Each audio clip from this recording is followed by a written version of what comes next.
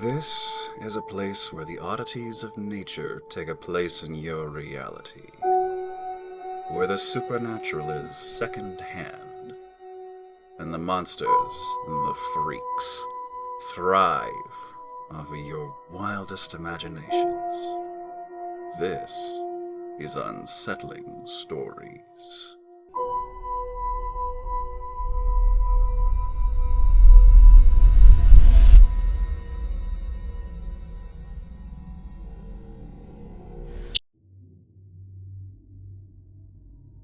I was always good at hide and seek.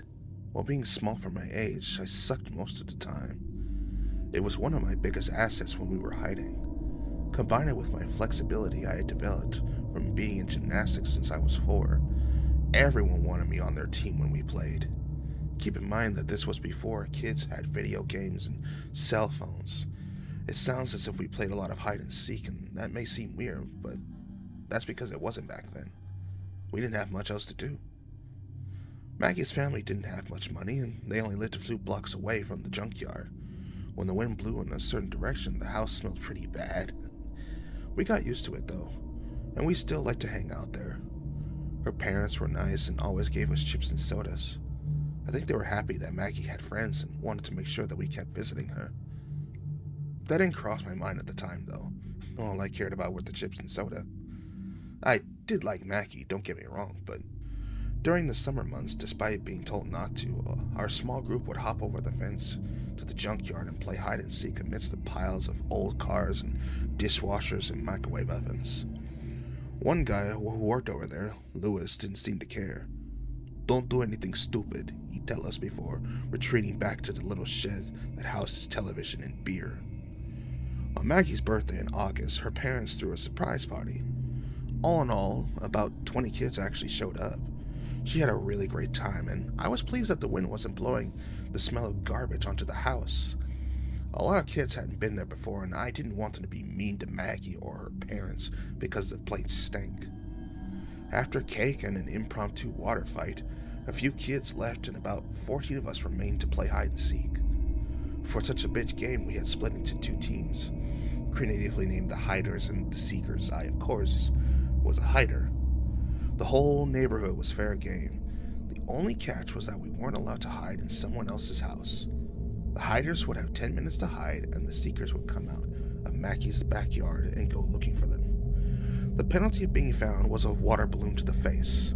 If the seekers couldn't find anyone other than an hour, all the seekers would get water ballooned. I, of course, didn't want to be found, and I really wanted to throw a water balloon at Javier's face. Javier was a dick. The moment our team was told to hide, I took off like a shot to the junkyard. The other day, when we were hanging out around there, I saw the perfect hiding spot back there the next time we were going to play. As I ran, I saw a few kids jumping the bushes or climbing up into the trees. I remember thinking how great the trees were hiding. The leaves were so thick you couldn't even see through the individual branches. I was really excited for my own team to win, even if I was the only one who ended up being found. I hopped the fence to the junkyard and made a beeline for that perfect hiding spot, an old refrigerator. I was moderately dismayed when I had opened the door and there was still some gross, rotting food inside. I pulled it out as quick as I could and hid the stuff on the other side of the crumpled car and jumped inside. Now, keep in mind that even though I was young, I wasn't completely stupid. The fridge had a couple of holes on the side where whatever machinery was placed in it, so I knew I'd be able to breathe without a problem. So I situated myself at the bottom of the compartment, tucked my legs into my chest, and closed myself in using the shelf on the door. It was dark, smelly, and hot. None of it mattered, though.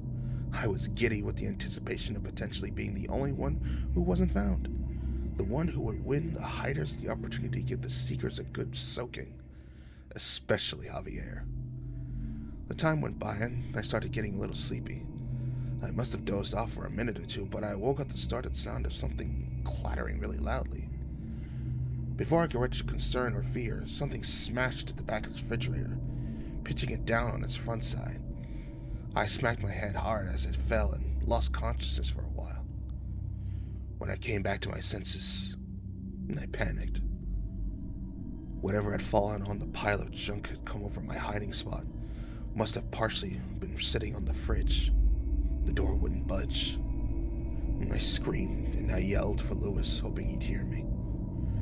I thrashed around in the confined space, my limbs getting tangled in the wire racks of the remaining shells which had been dislodged in the fall. I tried to straighten my legs, but they were too cramped against the sides and tangled in the racks to move more than a few inches. I was face down against the immovable door of the refrigerator. I noticed an insanely putrid smell coming from the area of the freezer near the top of my head. Something wet was spreading around my head and neck. Whatever had been in the freezer must have gotten broken and unsealed by the impact. Then I felt something pinch my right earlobe. Hard. I yelped and tried to smack away whatever was biting me, but my arm was too tangled up. I pushed my shoulder into my ear and heard a loud crunch as I killed it. It took me a second before I remembered what it was. I had seen a couple of earwigs in the fridge before I hid inside. I thought I had gotten them when I threw out the food, but I must have missed one. I kept yelling, trying to get someone else's attention. Then another pinch came. This time it was on the other side of my head. There was nothing I could do about it. Not in the position I was in. I felt it again on the top of my head. I pushed my legs against the sides of the fridge hard and forced my head against the plastic in front of me. As I felt the bug crunch against my scalp, a rush of foul liquid escaped the cracked freezer compartment. I realized pushing my head against the freezer only made the crack worse, and I gagged as the stuff touched my lips. The odor and nausea was forgotten quickly, though, as I felt pinches on my head, face, and neck. I felt earwigs crawling on me, making their own way down my shirt and toward my legs. I exploded with as much motion as I could muster, cutting my arms and legs on the wire racks that were trapping them, and doing anything I could to slap the biting and pinching things off of me. In the distance, I heard sirens. They were getting closer. Part of me was hoping they were coming to my rescue, but I knew there was no way they could have known I was trapped. If Lewis hadn't noticed, no one would notice, as the insects crawled over my trapped, contorted body, and I struggled and screamed with no effect. I realized for the first time I might die if no one found me. My hope was resting on Lewis hearing me scream and the Seekers, even Javier, thinking it might be hiding somewhere in the junkyard. The sirens kept getting closer. It almost sounded like they were right across the street. I screamed as loud as my already damaged vocal cords could allow. Then one of the insects crawled directly into my ear. I made a sound I never knew could come out of my mouth. I tried to jam my shoulder against my ear again, praying I could kill the thing before it went any deeper. I heard, with a terrifying volume, its hard body squeezing through the warm, tight canal. The scratching sound was worse than the countless sets of pincers still sinking into me as I failed. I heard and felt the thing going deeper. So deep its mere presence was causing pain deep in my head, with a violent scratching sound so loud it drowned out my screams. I knew it was up against my eardrums. The sirens had stopped, but my screamings had not. More of the earwings were seeking a warm, safe place they could hide. As the one inside my head continued scratching my eardrum, I felt at least two moving up the leg of my shorts. In any other situation, that would have been enough for me to get me out of my shorts, no matter where I was or who was around. At that point, though, I was just grateful they weren't biting. I had been trapped for about half an hour.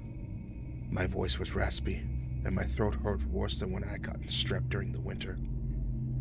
The shriek of sirens started up again, and I jumped, sending the airways into attack mode again, and felt the princess lock onto my scalp, neck, back, and perineum. The one inside of my ear pinched the wall of my ear canal. It was the sound of the loudest click you can imagine and started exploding my vision with more pain. Sounds of abject terror and misery escaped my mouth. More time went by. The fluid coating my body began to dry and turn cakey. Whenever I tried to lift my face from the surface I was resting on, my skin was stuck to it.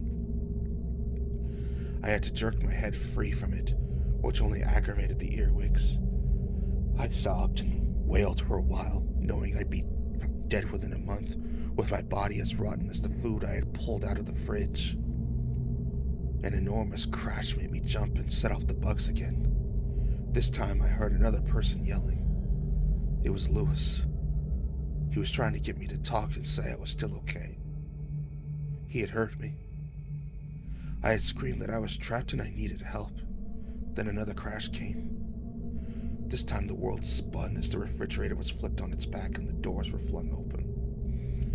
The light of the late afternoon blinded me and I felt strong hands pull me up by my shirt. My eyes adjusted and I saw the face of Lewis studying me before he had started slapping me all over, crushing or pushing the earwigs off of me. I looked down at myself. There were hundreds of them coating the sticky stench in my skin and clothes. They had covered me in a reddish-brown mosaic, all of them attacking me with their long pictures as they panicked with the violence and the light they had been introduced to. I pulled off my shirt and threw it to the ground and joined Lewis in brushing the remaining earwigs off of me. In my head, the one in my eardrum squirmed and pinched over and over. I screamed and Lewis, concerned for my safety, picked me up under his arm and ran towards Mackie's house. He had seen me coming from here earlier before getting involved in whatever afternoon television he was watching. Apparently realizing he hadn't seen me leave, he decided to look around to make sure I was okay. When we got to the house, Lewis just said, "Call 911" to Mackie's parents and left to go back to work. I wondered where all the kids were, but only for about 5 seconds, before the earwig in my ear started to pinch and started causing me more pain again. 10 minutes and countless ear pinches later, the paramedic was using a pair of forceps to pull the thing out of my head. He had showed it to me as it writhed in the metal that it was squeezing it. It was so much smaller than it had felt. Welts had started to rise from a few parts of me that had gotten bitten multiple times. My mom had arrived right around then, and at the request of the EMT, she was going to drive me to the hospital to get me checked out. While we were walking out to the car, Mackie told me Ron had fallen out of the tree that he was hiding and broke his leg just as badly. Those were the sirens I had heard. As I gingerly eased my shirtless, sore, and sticky body in the car, praying the earwigs hadn't laid eggs inside my head, I was drenched by an explosion of water that had soaked not only me, but the inside of my mom's car. One of the balloons. Nice nipples, asshole. Javier yelled over his shoulder as he ran away, with my mom screaming after him. God, I hate him.